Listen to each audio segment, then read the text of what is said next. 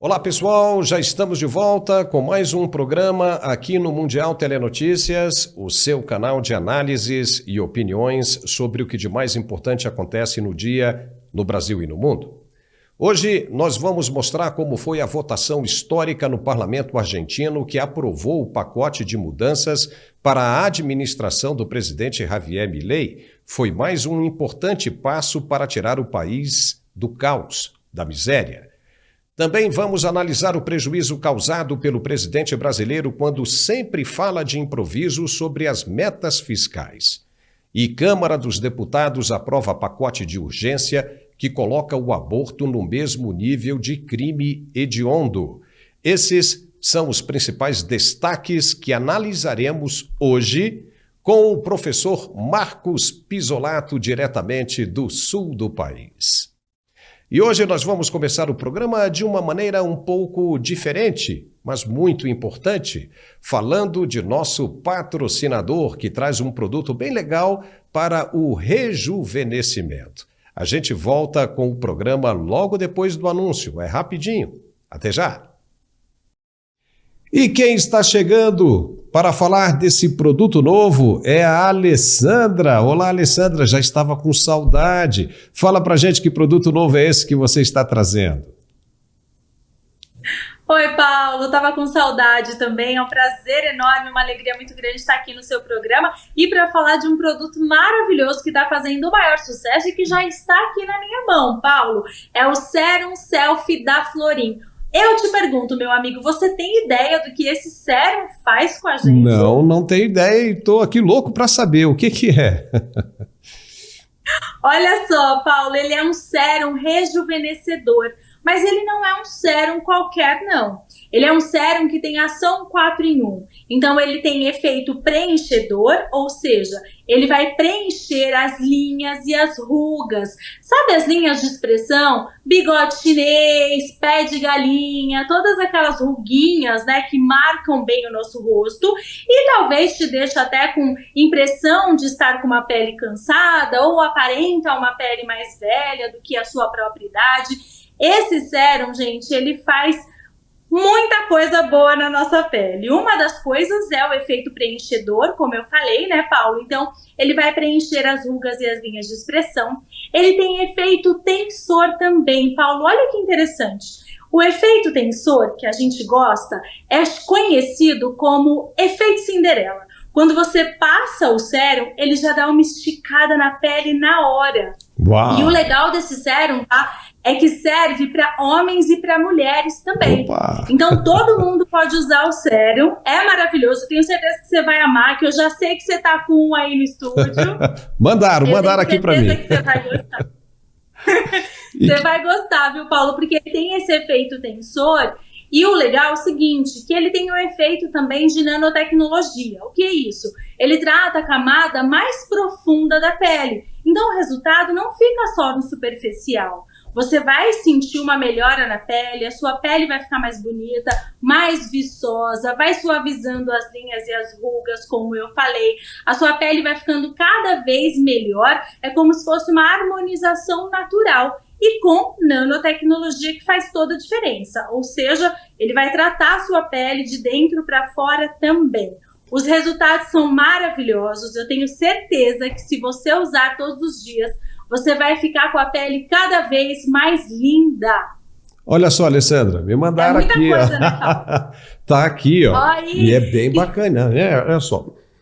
Tem um cheiro bom também, não né, é Alessandra? cheiroso? Agora, como é que usa isso aqui? Usa isso aqui à noite, de dia? Como é que é isso? Você pode usar à noite, pode usar de dia, depende da sua rotina, tá? O importante é usar todos os dias, porque ele é um sérum de tratamento também devido à nanotecnologia, como eu falei. Ele vai deixar a sua pele mais bonita e é o seguinte, gente, primeiro, a embalagem desse produto já fala por si só, né, Paulo? Olha que embalagem mais linda, gente! E o cheirinho dele também é maravilhoso. Outra coisa importante falar desse produto, Paulo, a textura é super levinha. Então, na hora que você passar na pele, você vai sentir que a sua pele vai ficar bem com aquela textura levinha, não deixa a pele oleosa, nada disso. E aí, a gente tem uma pazinha para você colocar a quantidade necessária que o seu rosto precisa. Pegou a pazinha, colocou, passou. A pazinha é interessante também, porque aí você não contamina o produto, então na hora você não coloca a sua mão no pote, você vai usar a pazinha. E aí você usa o seu sérum todos os dias, escolha o melhor horário, e você pode usar antes da maquiagem, ou os homens para trabalhar, logo de manhã, lava o rosto, passa o sérum, vai trabalhar, que eu tenho certeza que a sua pele vai ficar maravilhosa. Ô Paulo, esse sérum tá dando o que falar, viu? Eu tenho ouvido mesmo, né? Bem bacana. E ele tem um cheiro bom, né? E vai rejuvenescer pelo menos aí uns 5 anos a pessoa que estiver usando, né, Alessandra? Muito bom. Com certeza. Meu amigo, falta só 3 anos aqui para eu fazer 40, tô usando sérum todo dia. Tá com cara de menininha de 15, isso é muito bom. Qual é o telefone, Alessandra? Gente, o sérum. Ó, 0800 909 0050. 0800 909 0050. O telefone é super fácil e eu trouxe uma promoção especial com presente para o seu programa. Já posso falar a novidade, Paulo? Claro, por favor, fale aí. Ó, a gente vai fazer o seguinte, quem ligar agora no 0800 909 0050 e falar que está assistindo a gente aqui, vai garantir o sérum selfie da Florim com 50% de desconto. Gente, é metade do preço, é promoção de lançamento aqui para o seu programa. Então vai para o telefone, 50% de desconto e tem presente, Paulo. A gente vai mandar um kit massageador facial com pedras jade. Nossa, que é isso, Ale? Como assim pedras jade? São pedras que vão fazer uma limpeza no seu rosto. Então você pode fazer massagem no rosto, uma drenagem no rosto. São pedras maravilhosas que a gente vai mandar de presente para quem está assistindo a gente. Então vai para o telefone, porque esse presente, Paulo, eu só consigo garantir para 50 primeiras ligações. Então, adquirir o sérum, o presente está garantido, mas também 50% de desconto já é um presente, né, meu amigo? Com toda certeza. Alessandra, muitíssimo obrigado. Vou fazer uso disso aqui, né? Tá aparecendo aqui um pouco de ruga e eu vou usar. Muito obrigado, Alessandra, e nos vemos de novo na próxima, hein? Tchau. Combinado, meu amigo. Obrigada.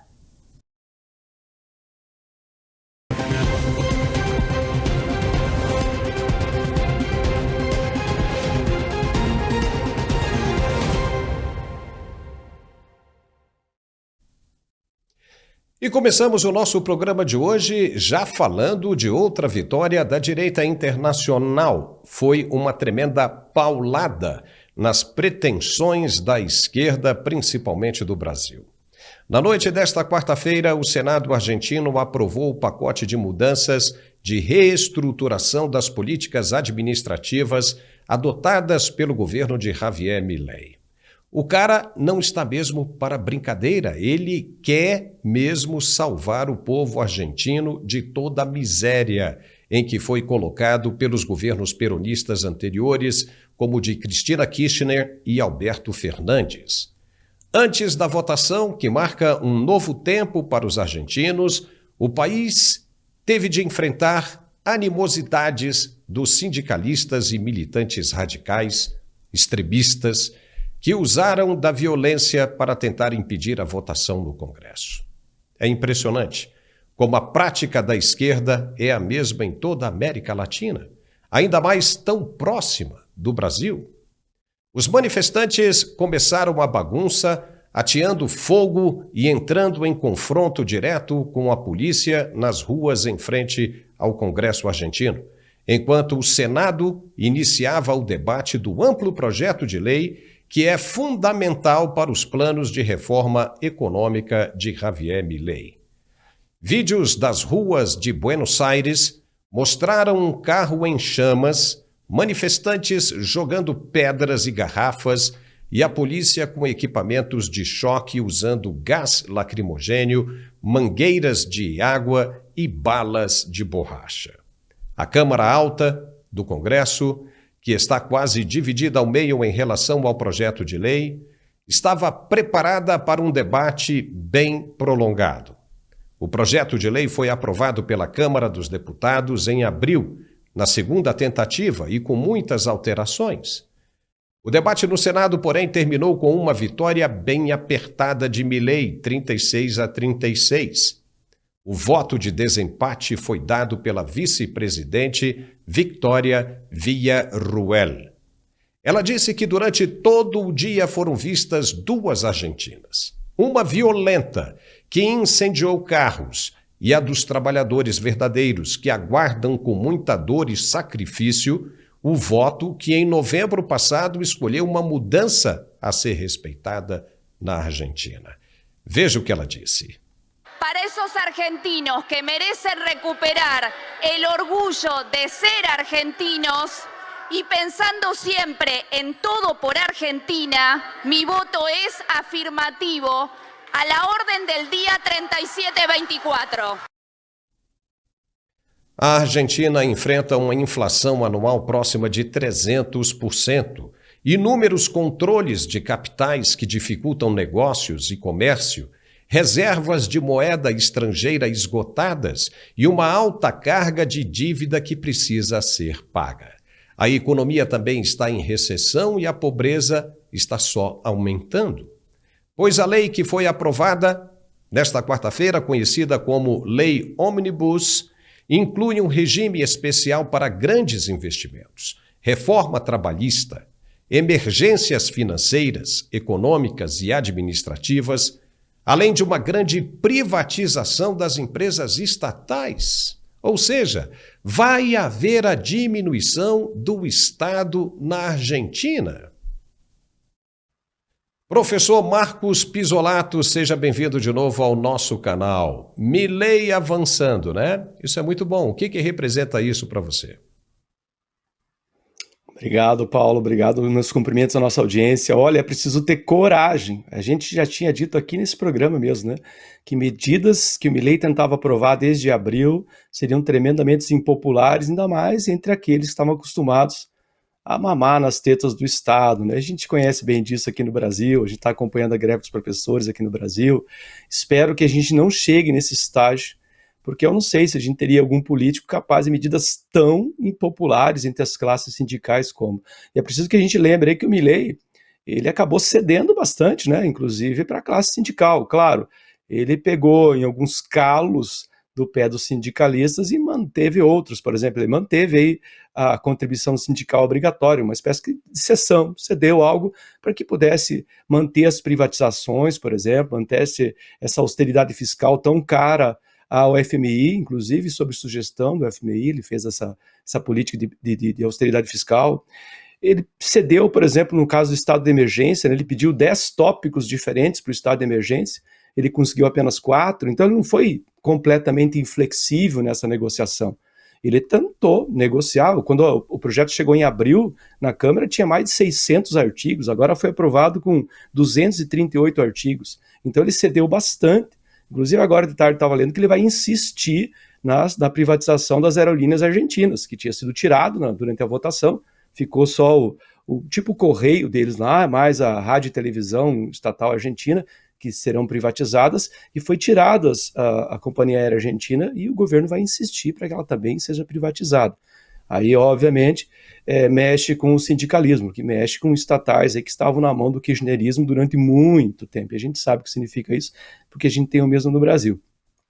Manteve-se aí aquilo que ele havia proposto para tentar diminuir um pouquinho a pressão sobre as províncias argentinas, porque lá, diferente daqui, a maior parte dos impostos arrecadados não vai para o governo federal, como é o nosso caso aqui, vide o caso do Rio Grande do Sul agora, né? Cada R$100 que o Rio Grande do Sul paga em impostos, voltam menos de 30. Na Argentina, como é um sistema provincial, muitas províncias recebem royalties, e boa parte desses royalties ficam lá. Ele elevou, inclusive, os royalties de 3% para 5% que vão ficar nas províncias.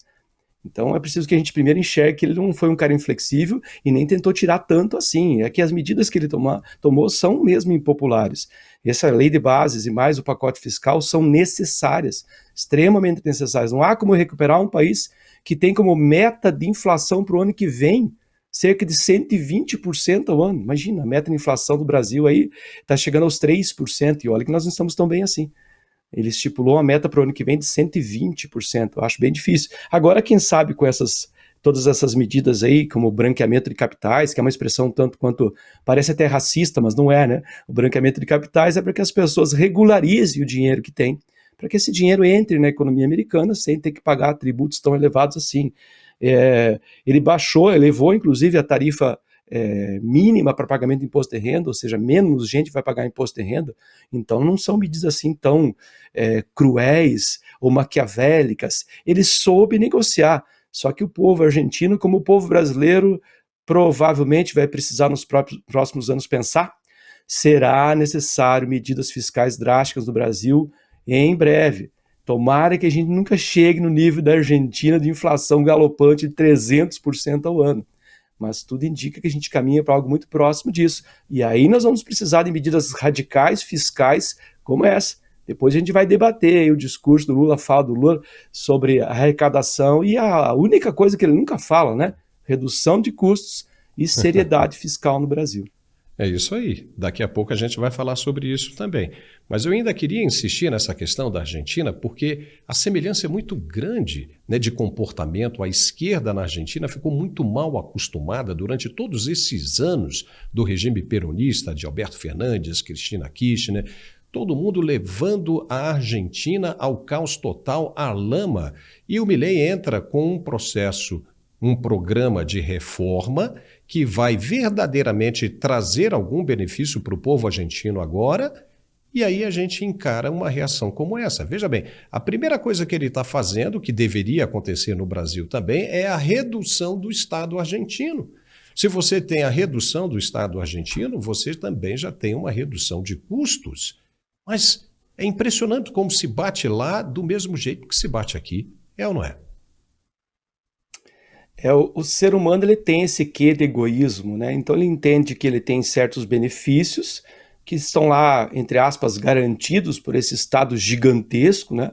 Que viveu disso, que se elegeu com base nisso, distribuição de benefícios. No Brasil, como você bem falou, tem essa comparação, é só olhar a greve dos professores agora. Eles estavam tão acostumados a receber sempre que pediam, a ponto de a gente chegar a ver um grevista mor pedindo pelo fim dos greveiros. É uma coisa inusitada no Brasil. Não há como Estado gigantesco. O Estado é a única empresa que consegue trabalhar no prejuízo por décadas. Se fosse qualquer outra empresa, teria falido no primeiro ano. Como eles começam a arrecadar, isso não é uma corda sem fim. A geração de riqueza ela começa a sofrer com esse grau de arrecadação para manter esses benefícios, que foram feitos durante muito tempo, e por isso essa revolta. Se fosse um benefício temporário, uma coisa. Veja a Bolsa Família no Brasil. Benefício emergencial, uma coisa. Agora você estende isso. Isso deixa de ser discutido pelo seu mérito.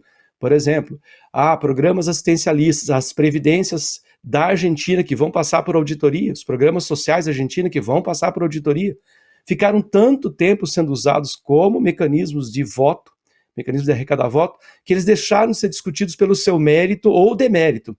Eles viraram propaganda política.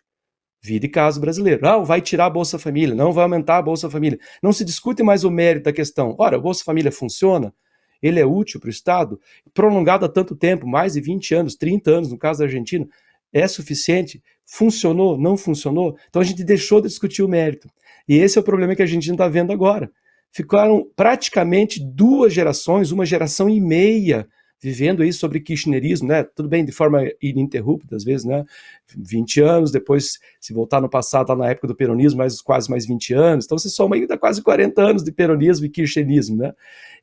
Acostumou a população a esses benefícios, que esqueceu que essas medidas beneficiárias, como esses planos sociais, como tem no Brasil também, elas são temporárias, elas não podem ser permanentes no Estado, porque isso não gera riqueza, isso só gera despesa.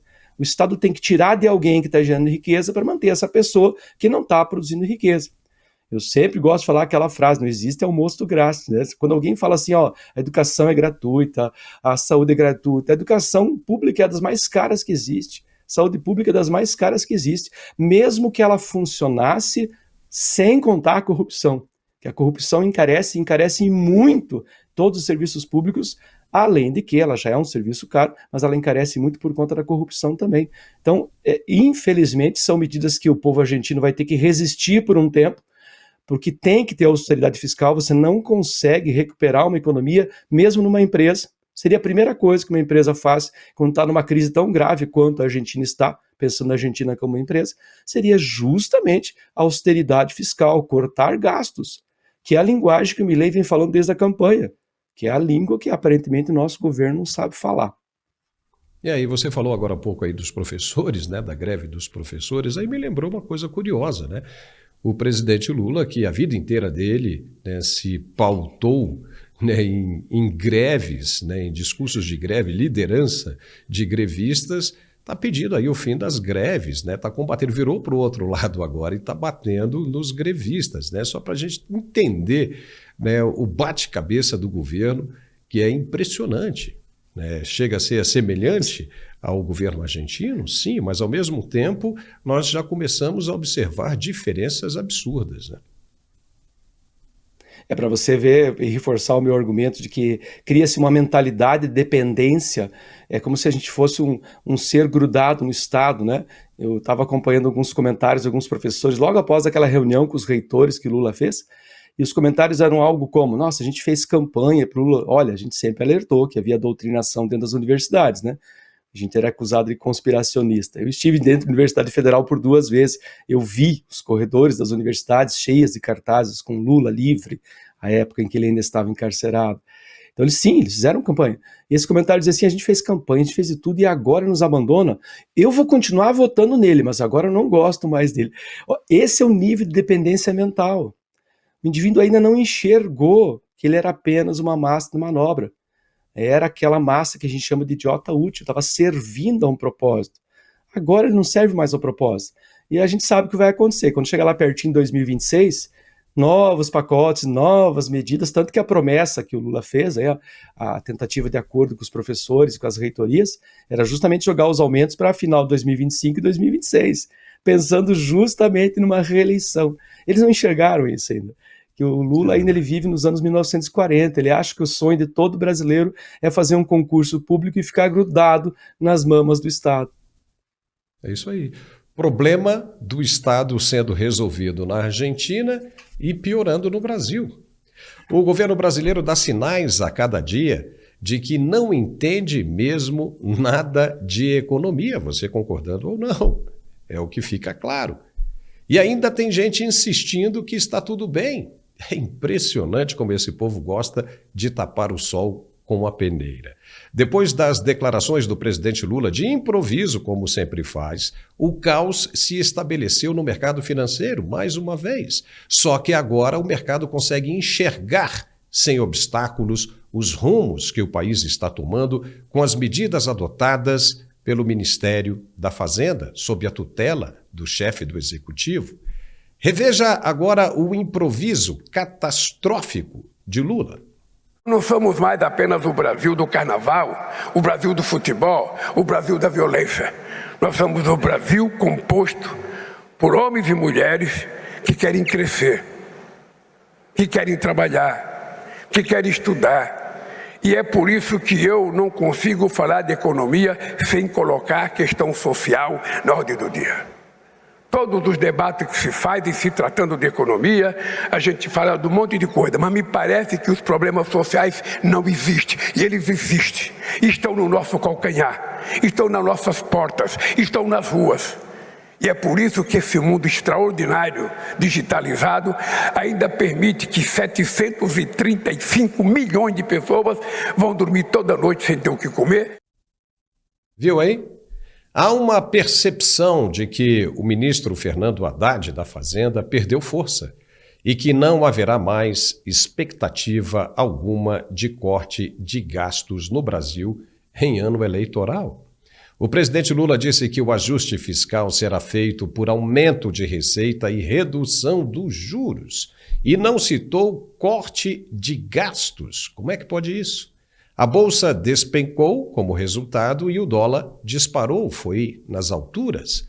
Dólar alto é sinal de inflação, porque sobe tudo, principalmente os insumos importados, como o trigo, por exemplo, o pãozinho, aquele francesinho, que alimenta o pobre, vai subir.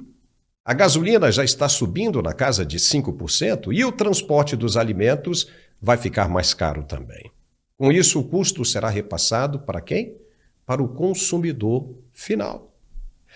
Professor Pisolato, o bicho está pegando e pegando sério desta vez, mas o governo não admite cortar gastos. Se cortasse 10 ministérios, que não servem para absolutamente nada, já daria para cumprir com as metas fiscais, mas não admite. Até quando o governo vai aguentar, na sua opinião?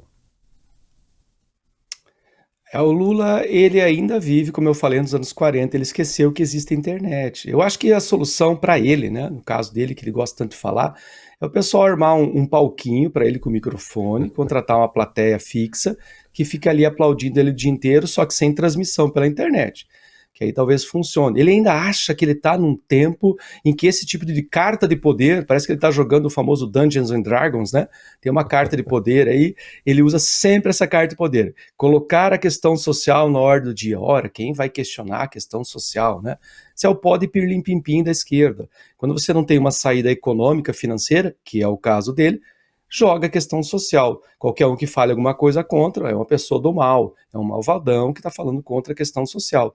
Nós estamos discutindo a questão econômica, e a gente sabe muito bem que a questão econômica e financeira reflete na questão social. Um país que tivesse riqueza, gerasse riqueza sem os empecilhos que o Estado vive colocando, por tabela, nós resolveríamos muitos dos nossos problemas sociais. Então Lula está fora do tempo, né? Frases como contas públicas em dia. Sério, ele acha realmente que as contas públicas estão em dia? Ou ele acha que ele está falando para uma plateia cativa, né, para um grupo de pessoas domesticadas, ou está falando para a internet, para o mundo? A gente sabe que as contas públicas não estão em dia. Ele está falando em arrumando a casa. É sério, ele tomou 3 derrotas seguidas em políticas aí arrecadatórias que não funcionaram. Ele perdeu a história da reoneração da Folha, perdeu a história da reoneração dos municípios, que ele queria, o Haddad queria reduzir lá a faixa de municípios que poderiam permanecer com a desoneração para até 50 mil habitantes, e ficou nos 150 mil habitantes. Meu município, por exemplo, aqui, é um dos beneficiados com esse processo de desoneração da Folha. Perdeu. E ontem o Rodrigo Pacheco avisou que vai devolver, pelo menos parcialmente, a MP do fim do mundo, né, a 1227, que era aquela dos refinanciamentos do PIS/COFINS. Então não tem de onde tirar dinheiro. Só que ele não fala a palavra mágica de qualquer empresa em crise: corte de gastos.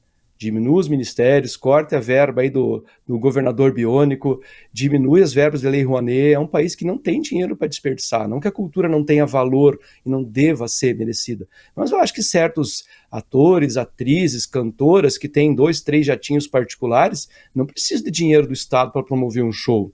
Eu acho que existem questões muito mais emergenciais para serem resolvidas. Mesmo nesse caso, os professores, e olha que eu sou professor, também acho que não é a hora de repassar aumentos aí na casa de até 40%. O Brasil precisa acordar, especialmente eles que estavam acostumados a deitar na rede vermelha do PT. Nós não temos dinheiro para ficar desperdiçando, ainda mais com financiamento público de campanha, com Lei Rouanet, com orçamento secreto, com eleições para prefeito às vistas. A gente sabe que vai acontecer, muito dinheiro público, e uma parte dessa preocupação do Haddad e do Lula com a arrecadação é conseguir dinheiro para essas campanhas de prefeito, porque eles, como têm mentalidade de coronel, eles pensam que tem que vencer nos municípios para controlar o resto do país. Eles esquecem que, embora sim é importante controlar os municípios, ocupar os espaços, mas o país hoje tem internet, que eles tanto tentam regular, a gente fica sabendo das informações. E esses discursos aí afetam o Brasil internacionalmente. Haja visto o preço do dólar, né? 5,42 fechou ontem. Ele não chegava à casa de 5,4 desde janeiro de 2023. E eu estava vendo a Ibovespa também caiu ontem, né? Ela já acumulou no ano 10,62% de queda. O dólar já sofreu nos últimos 12 meses uma alta de 11,42%. Então são sinais que a economia está quase entrando em coma. Se ele continuar com essa política arrecadatória, sem corte de gastos, desperdiçando dinheiro público da maneira como está desperdiçando, não vai mais haver de onde tirar dinheiro, porque vai chegar um momento que vai esgotar. As empresas têm que continuar produzindo dinheiro e produzindo riqueza e gerando emprego. É a fórmula simples para um país que era relativamente estável, até que esse governo entrou com essa política maluca, ultrapassada, que só falta... Eu só falei várias vezes, Paulo, o dia que a gente ouvir falar em impressão de dinheiro, aí a gente começa a arrumar as malas, porque é só o que falta. Já tivemos o caso do arroz Brás aí, que feliz ou infelizmente foi anulado aquele leilão, mas um sinal muito grave.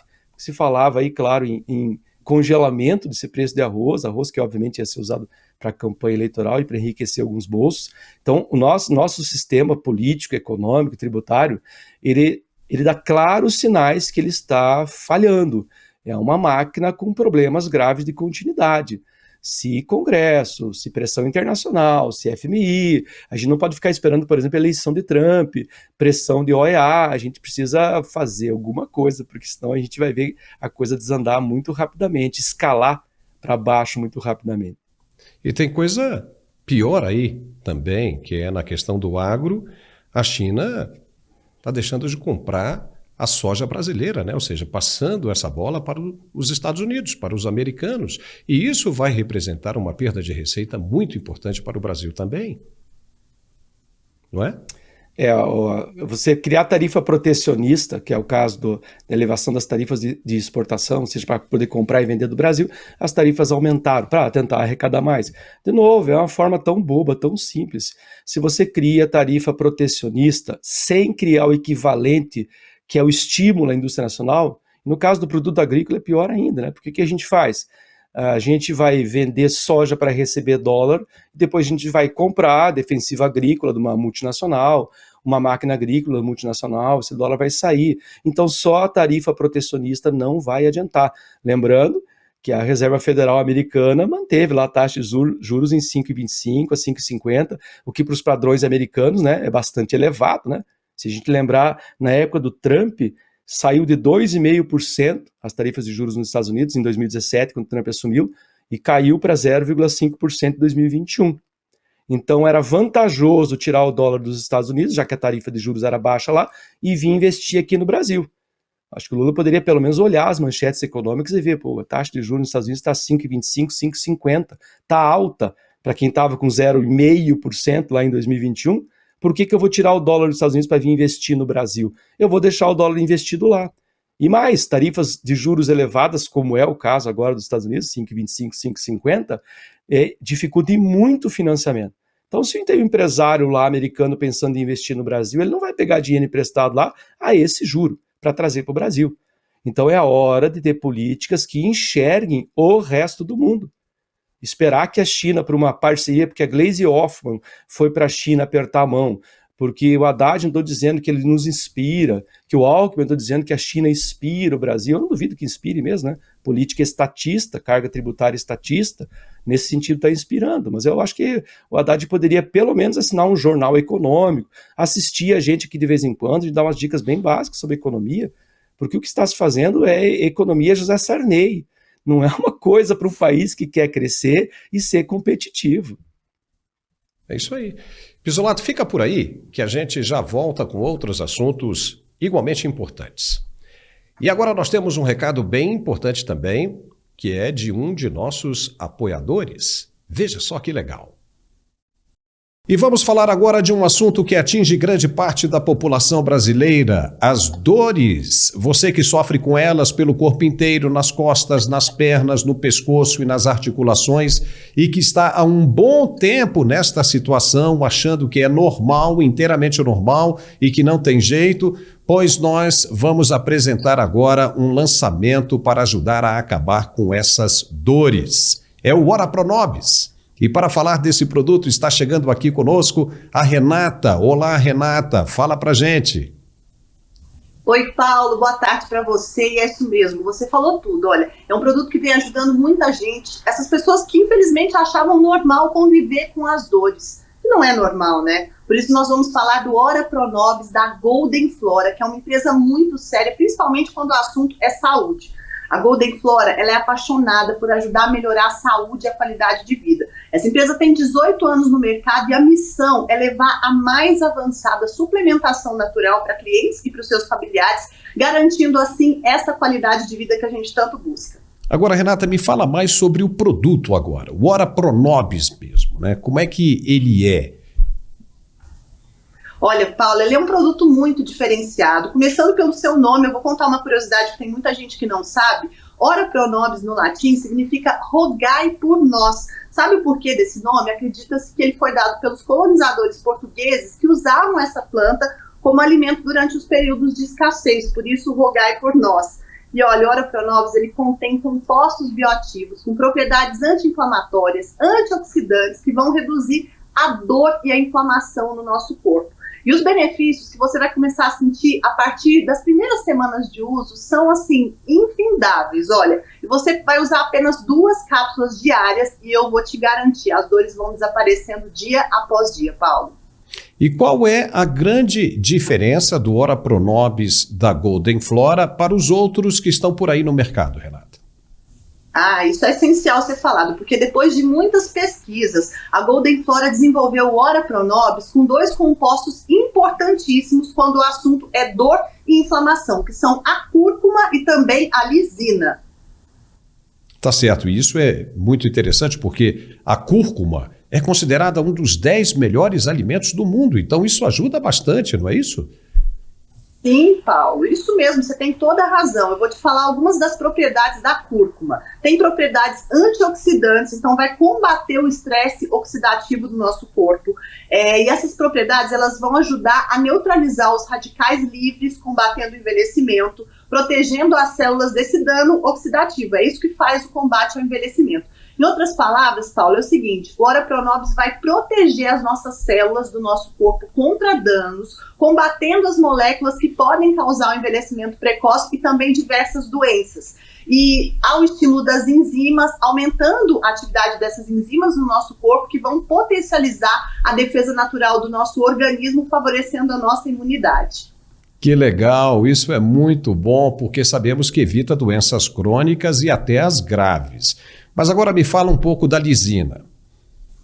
A lisina é um composto essencial para quem gosta de malhar, para quem gosta de fazer atividades físicas, porque ela vai favorecer o desenvolvimento e a manutenção dos tecidos. Ela faz a síntese das proteínas e ela é fundamental para o crescimento, desenvolvimento e reparo dos tecidos no nosso corpo.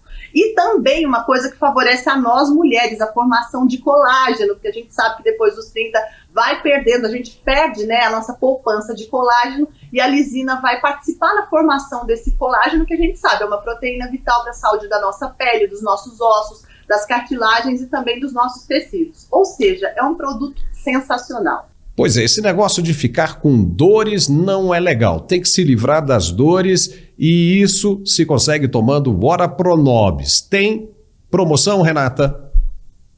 Promoção especial, Paulo, que a Golden Flora preparou especialmente para você que está assistindo o programa. Olha só, se você for uma das 1000 primeiras pessoas que ligarem, você vai ter 50% de desconto na compra do kit de tratamento Ora Pro Nobis Golden Flora e vai levar ainda, olha, um kit especial para dores formado por um massageador elétrico e mais uma pomada enriquecida com óleos da Amazônia à base de sálvia, copaíba e castanha da Índia. Mas não pode perder tempo, tem que ligar agora, o telefone está aí na sua tela, seja um dos 1000 primeiros e tenha todas essas vantagens e vamos dizer tchau para dor, porque não é normal sentir dor, tá bom? Liga agora.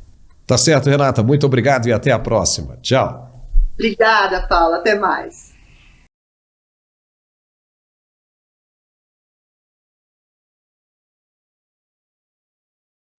Que legal, hein? Esse pessoal apoiando a gente. Isso é muito legal. São empreendedores privados.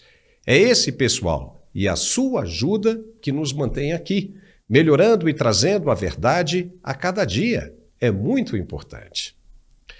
E a quarta-feira foi de muita movimentação no Congresso Nacional, mais especificamente na Câmara dos Deputados.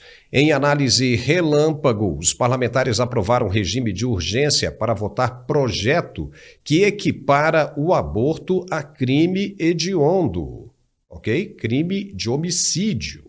Foi aprovada também urgência de votação para projeto que limita as utilidades das delações premiadas em processos de investigação. E a Câmara aprovou ainda projeto que prevê a suspensão de mandato por até 6 meses para parlamentares por quebra de decoro. A mesa diretora terá 5 dias úteis após a ocorrência de quebra de decoro para encaminhar o pedido de suspensão do deputado ao Conselho de Ética. Como se trata de regime de urgência, os projetos seguem direto para votação em plenário. Professor Pisolato, eu quero ouvir o seu pensamento primeiro sobre a questão do aborto, que passa a ser crime de homicídio. Diz aí. Na verdade, aborto é homicídio, né? Porque se trata de vida.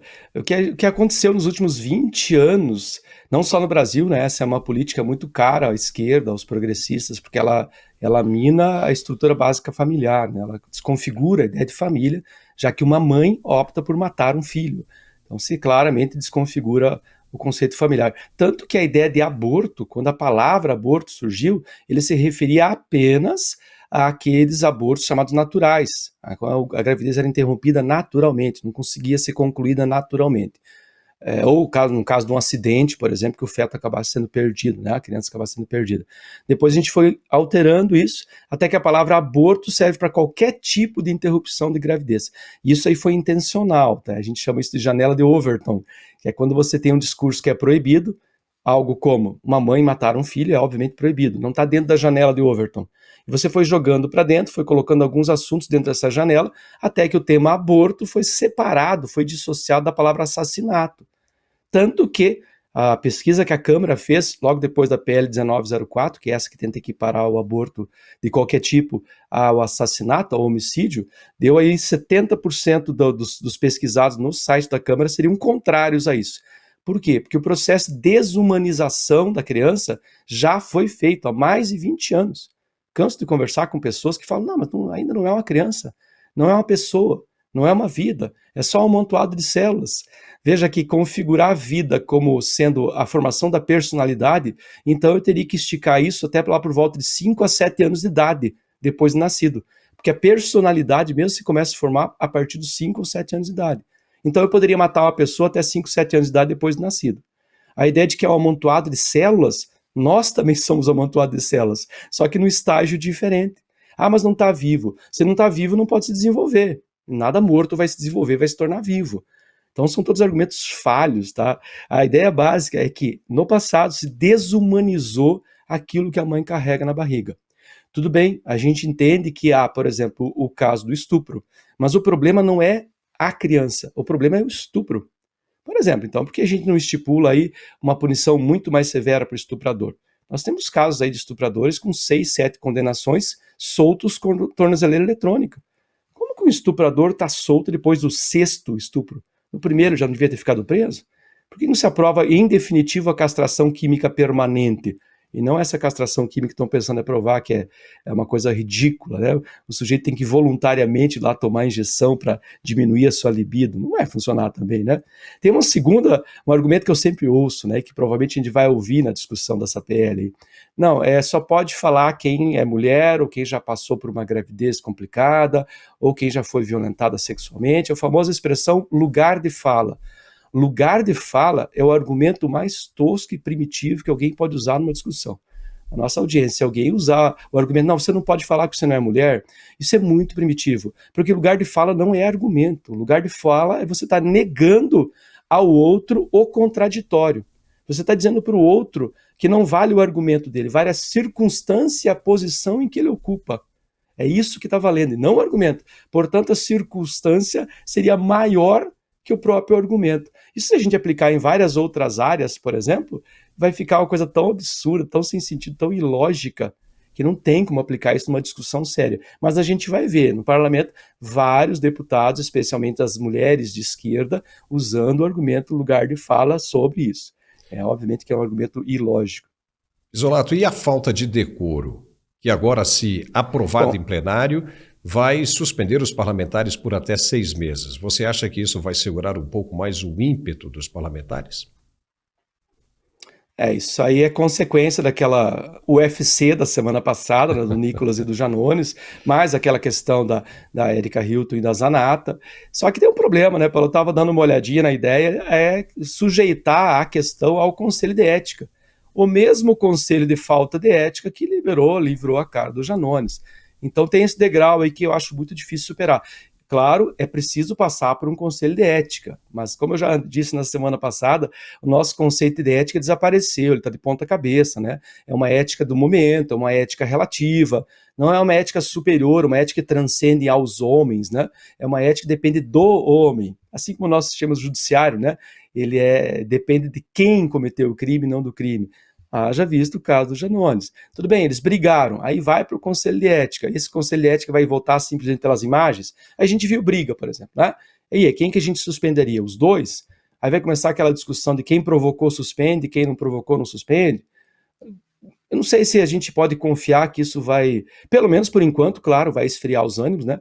O Janones já pediu desculpas, inclusive pelas supostas ofensas que ele fez, já que ele chamou o Nicolas Ferreira de coisas que normalmente seriam voltadas contra ele e ele teria que responder por crime de homofobia, porque ele xingou, me perdoa a expressão, mas ele xingou o Nicolas de boiola, que é uma expressão homofóbica dele, que diz defender justamente os grupos identitários, né? Então veja, como que eu julgaria isso? Na verdade, teria que colocar em todas as outras legislações que a gente tem. Eu não vejo o nosso Congresso funcionando. Eu estou um pouco frustrado com o nosso Conselho de Ética da semana passada, mesmo que seja aprovado, eu não vejo o Conselho de Ética, a não ser que seja uma coisa muito grave, muito assintosa, ou então algum desafeto político, por exemplo, se o Nicolas fizer, aí com certeza o Conselho de Ética suspende. Agora, se o Janones fizer, provavelmente eles vão alegar que é liberdade de expressão, sair no soco. É isso aí. E ainda teve outra questão interessante. Os parlamentares aprovaram um projeto de autoria do governo federal que torna crime hediondo o ataque às escolas. E essa proposta ainda vai seguir para análise do Senado. Mas o texto torna crime hediondo o homicídio, lesão corporal seguida de morte e lesão corporal gravíssima cometidas dentro de instituições de ensino públicas e privadas. Bom, você é professor. Eu já acho que isso já era crime hediondo há muito tempo, né? E agora os caras tiveram que aprovar isso em regime de urgência. Como é que você vê essa situação?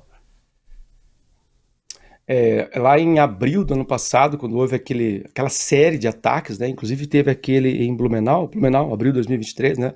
O massacre de Blumenau, o sujeito que entrou na creche com um machado na mão, né?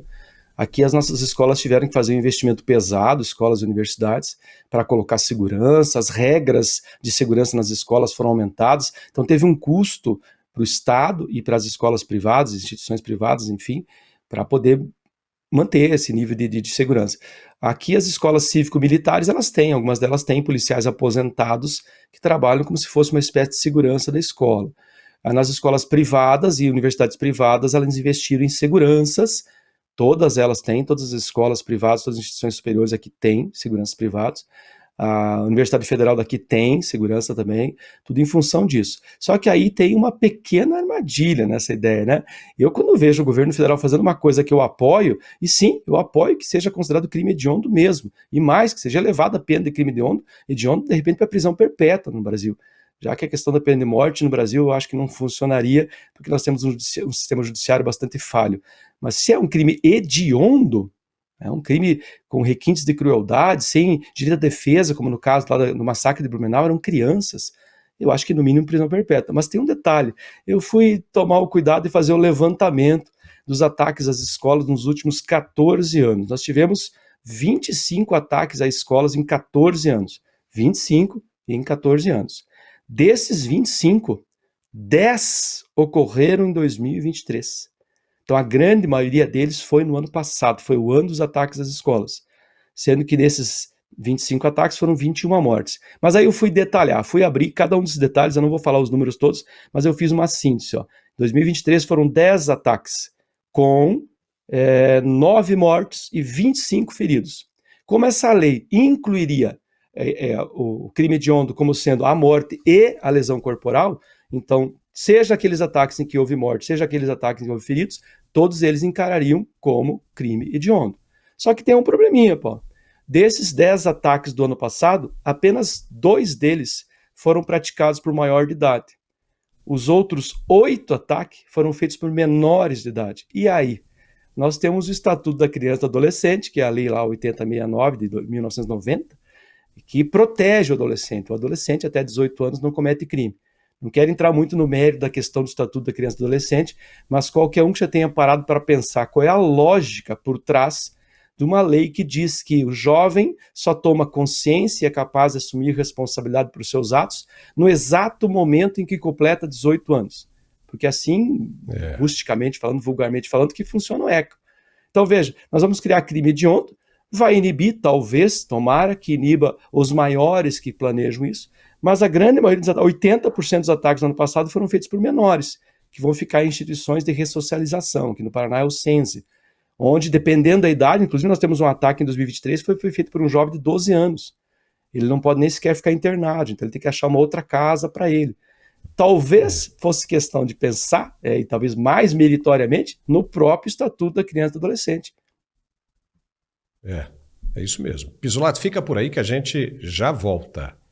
E nós temos mais um recado para você. Preste atenção porque é importante para todos nós. Gente, agora eu quero falar sobre relacionamento. Eu sei que não é nada fácil falar sobre isso hoje em dia, ainda mais porque nós homens fomos criados para nunca falhar. Mas isso não existe. É normal o relacionamento esfriar, o desejo diminuir e às vezes até ir embora. Mas hoje em dia já existe tratamento, e tratamento de qualidade, tratamento bom que realmente funciona. Mas quem vai explicar mais sobre isso é a Tatá, sobre Max Viril Power 40. Olá, Tatá, seja muito bem-vinda, explica pra gente.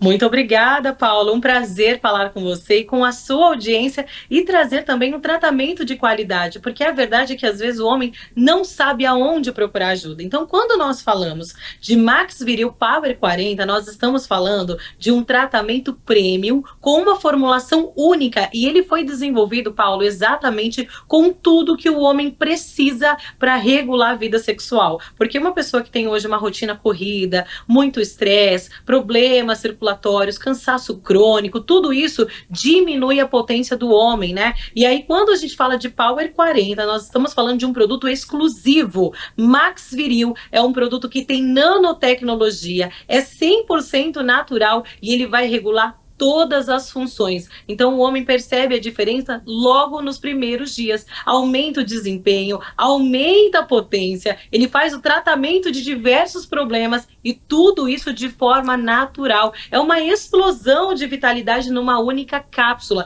E por que 40 a mais? Porque o homem de 40 a mais, com tantas responsabilidades, com tantas coisas que acontecem no dia a dia, sente o desejo diminuindo, sente um problema para controlar a ereção e às vezes não sabe, Paulo, aonde procurar ajuda. Não é fácil, né, falar sobre isso. E é por isso mesmo que nós trouxemos aqui, ó, Max Viril Power 40. Esse aqui é o aliado dos homens, um tratamento incrível e principalmente para trazer não só a vida sexual de volta, mas muito mais disposição, Paulo. Legal, Tatá. Agora me explica uma coisa. Por que o diabético precisa de Power 40 a mais?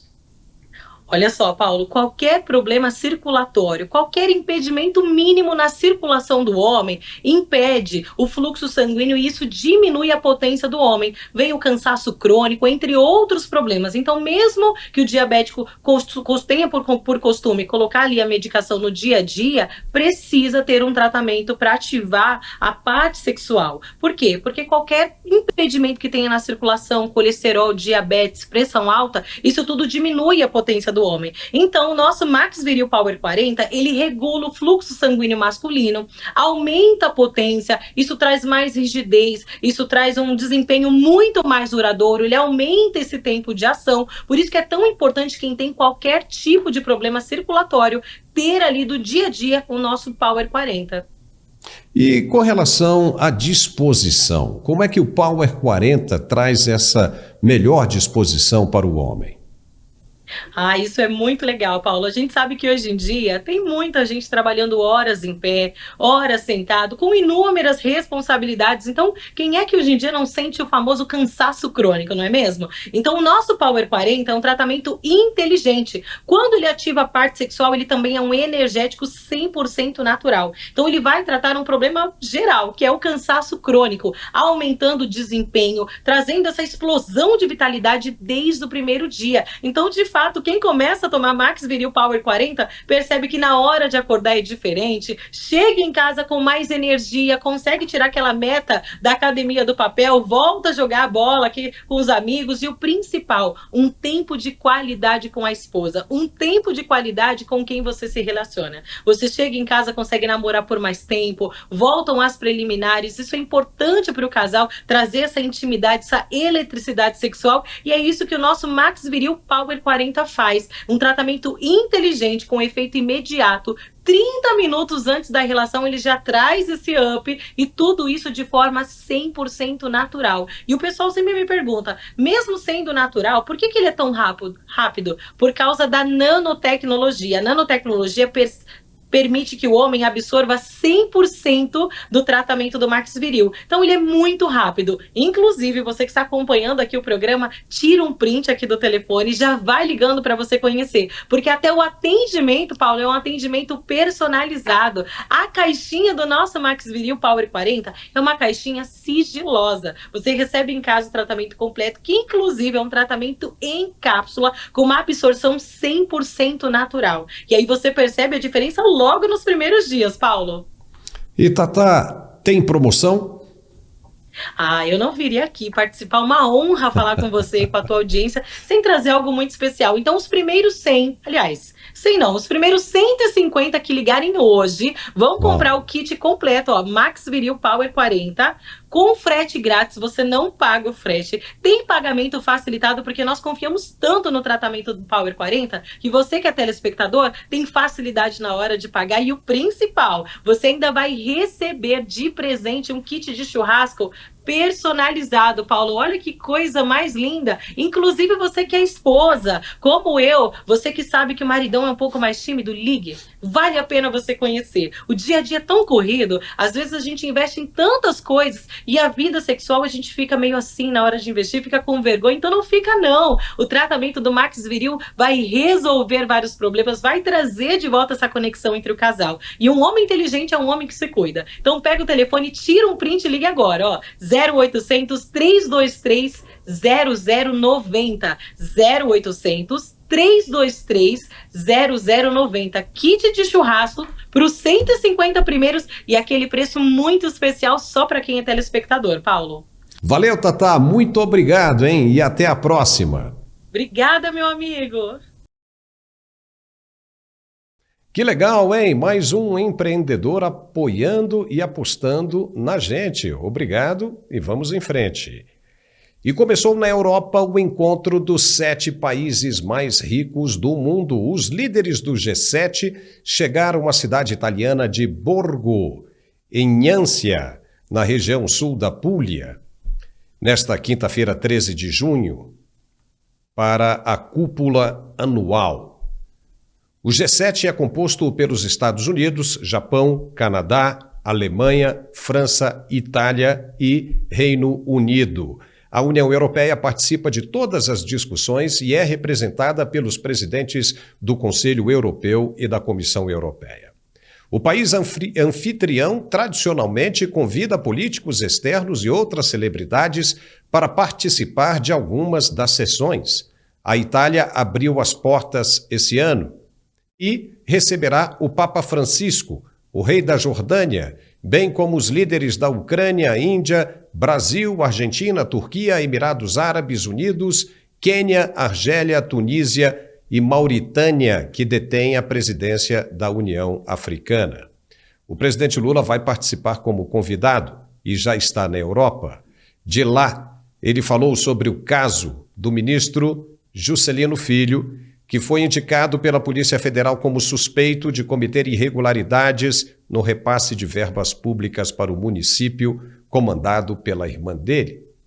Lula saiu em defesa de Juscelino e disse que o ministro das Comunicações merece presunção de inocência depois de ser indiciado pela Polícia Federal pelos crimes de corrupção passiva, fraude em licitações e organização criminosa em obras de pavimentação da estatal Codevasf, quando ele era deputado federal pelo Maranhão. Lula disse, aspas, eu acho que o fato do cara estar indiciado não significa que o cara cometeu um erro. Significa que alguém está acusando e a acusação foi aceita. Ele tem o direito de provar que é inocente. Eu não conversei com ele. Vou conversar hoje e vou tomar uma decisão sobre esse assunto. Fecha aspas. Pisolato. Não tem jeito, né? O presidente não afasta mesmo o ministro das Comunicações de jeito nenhum. Não seria melhor Juscelino, então, pedir para sair e responder esse processo fora do governo? O cara está sendo acusado de corrupção e ainda continua tocando as licitações do ministério, do governo. Não é nada ético isso, não é verdade? O Lula resiste em ligar a frigideira e fritar esse ministro, né? Fritou lá o Neri Geller, no caso do arroz Brás, mas não fritou o ministro, né? Ele está preservando, ele tem uma coisa assim de dizer, não, se eu frito o ministro, isso respinga em mim, isso vai parecer que o nosso governo é corrupto. Imagina, ninguém nunca pensaria isso do governo PT. Eu não consigo entender por quê, porque o Juscelino é do União Brasil. Quando ele foi deputado lá no primeiro mandato, ele votou em várias pautas contra o governo PT. Ele tem aí provavelmente alguma outra coisa que a gente vai saber em breve, né? Ele é o ministro dos cavalos, para quem lembra, né? Ele fez uma viagem no avião da FAB, agora conhecido como FAB Tour, a FAR dos aviões da FAB, aquela viagem para participar de um leilão de cavalos. Só a viagem custou R$130 mil do nosso dinheiro para levar ele a participar de um leilão de cavalos, que é a verdadeira paixão dele, cavalos. Inclusive, ele tem uma outra questão tramitando no TSE, porque ele escondeu do TSE um patrimônio aproximado de 2,2 milhões em cavalos. Ele não declarou esses, quando ele foi candidato lá em 2022, no mandato que terminou em 2022, ele não declarou esses cavalos aí. E, aliás, quando ele viajou para participar desse leilão, ele colocou na dissertação dele sobre a viagem que seria uma viagem de urgência, urgentemente participar de um leilão de cavalos.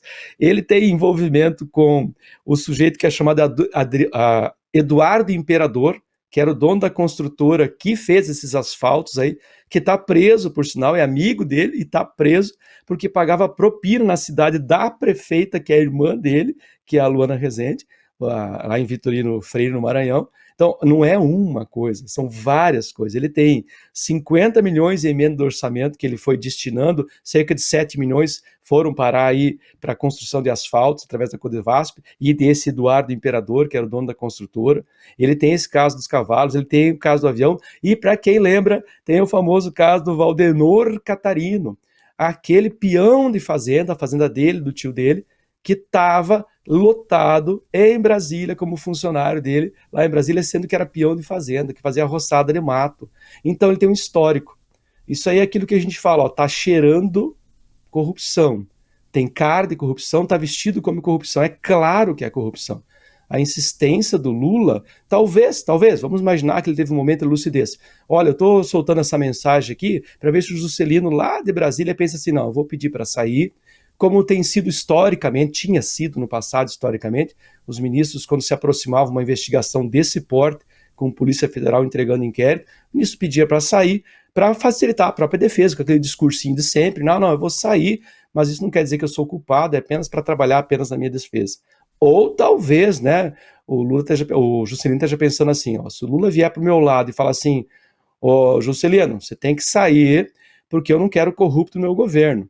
Aí o Juscelino pensa assim, vou pegar na mão do Lula, então vamos todos nós. Talvez seja isso que o Juscelino esteja pensando.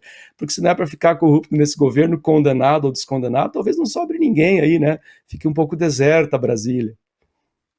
O que fica ruim, só para a gente encerrar, é que o próprio presidente Lula disse na primeira reunião ministerial dele, você se lembra muito bem, que qualquer ministro que estivesse envolvido em qualquer escândalo de corrupção ou de qualquer tipo de irregularidade, seria convidado a deixar o governo. E ele falou isso com aquela cara de sempre, né? De convencimento, né? O presidente fala firme. Ele estava falando uma mentira, né? Porque com todas essas evidências, a Polícia Federal caçando o cara, e ele não pede ao Juscelino Filho para deixar o governo. Se o Juscelino sai e prova a sua inocência, volta muito mais forte, como aconteceu com Henrique Argrives, ontem, inclusive, falamos até nisso, no governo do ex-presidente Itamar Franco. Lembra disso? O Lula é o campeão dos desdizeres, né? Não, sigilo é coisa ruim, no meu governo vai ter sigilo. O campeão dos sigilos. Meu governo vai ter ninguém corrupto que eu peço para sair. Tá aí, né? Os casos. Ele é o campeão dos desdizeres, o Lula. Eu acho que falta claramente, né? Nunca apresentou um plano de governo, plano econômico, e agora está faltando mais claramente aí um plano moral para esse governo. Porque se ele se comprometesse de fato com combater a corrupção, claro, a gente não é ingênuo, a gente está falando de um presidente que foi condenado em 3 instâncias por corrupção, que a gente está vendo através do STF e dos soltadores de plantão, Dias Toffoli, Gilmar Mendes, a gente está vendo todos os descondenados voltando à cena. Então, não somos ingênuos, a gente sabe, nós sabíamos muito antes da eleição que isso iria acontecer. A gente não vence. Nós saímos do arroz brás semana passada, num claro caso que merece investigação, havia muita gente envolvida aí na tal compra de arroz por lojas de queijo, locadoras de veículos, sorveterias, envolvimentos de advogados, de familiares, de parentes, para essa semana cair nesse caso. A gente vai ser toda semana, quando não todo dia, vai ter um caso desse. Porque eles retornaram com muita sede ao pote do dinheiro público. Voltaram às velhas políticas, só falta agora a gente começar a ouvir falar em mensalão, só que agora não precisa, porque tem as emendas de redator, tem o orçamento secreto, dispensa esse caso. Mas a gente tem que se acostumar, o brasileiro, nossa audiência tem que se acostumar com isso, se acostumar no sentido de não achar anormal, porque para esse governo, aparentemente, a corrupção é normal, e demora para agir, demora demais para resolver. Se o Juscelino não pediu as contas, não pediu para sair, o Lula lá da Itália tinha que automaticamente já pedir para, olha, sujeito, se desliga aí porque você está respingando no meu governo. Mas... Olha, só para fazer um adendo, né, já encerrando o programa, tem o caso da Abreu e Lima, né? A refinaria de petróleo que estourou na Lava Jato justamente com a Odebrecht e Andrade Gutierrez, né? A Odebrecht que é Novonor e Andrade Gutierrez. E elas voltaram de novo para tocar obras nessa mesma refinaria. É impressionante isso, né? Mas, professor Marcos Pisolato, chegamos ao final de mais um programa aqui no Mundial Telenotícias. Eu quero agradecer mais uma vez a sua brilhante participação. O nosso público gosta muito dos seus comentários, das suas ideias e esperamos sempre tê-lo aqui conosco. Muito obrigado e até a próxima. Obrigado, Paulo. Obrigado à nossa audiência. Sempre que você me convidar, eu venho correndo. Adoro conversar com vocês aqui. Obrigado. Ah, e tem mais uma coisinha. Já ia me esquecendo. Você também tem um canal no YouTube, não tem, Pisolato? Fala dele. Tem. É exatamente o mesmo nome. É Pisolato, com 2 E e 2 T aí, .professor. A gente está postando vídeo toda semana sobre esses assuntos que às vezes a gente não consegue estender demais. Inclusive da semana que vem, para quem se interessou aí, da semana que vem vai ser sobre aborto. A gente vai discutir todos esses temas aí. Então o canal é pisolato.professor. Tá certo. Obrigado e até a próxima. E nós ficamos por aqui com mais esse programa. Se você gostou, já sabe, não se esqueça de dar um like e compartilhar o máximo que puder. Eu quero agradecer também aos comentários de nossos telespectadores, de nossos apoiadores, inscritos no canal. Continuamos assim. Por favor, eu leio todos e é muito importante para todos nós, para o fortalecimento dessa nossa comunidade que está só crescendo. Muito obrigado mesmo, de coração. E não se esqueça também de se inscrever no canal. Um forte abraço e nos vemos de novo amanhã, se Deus quiser. Até lá!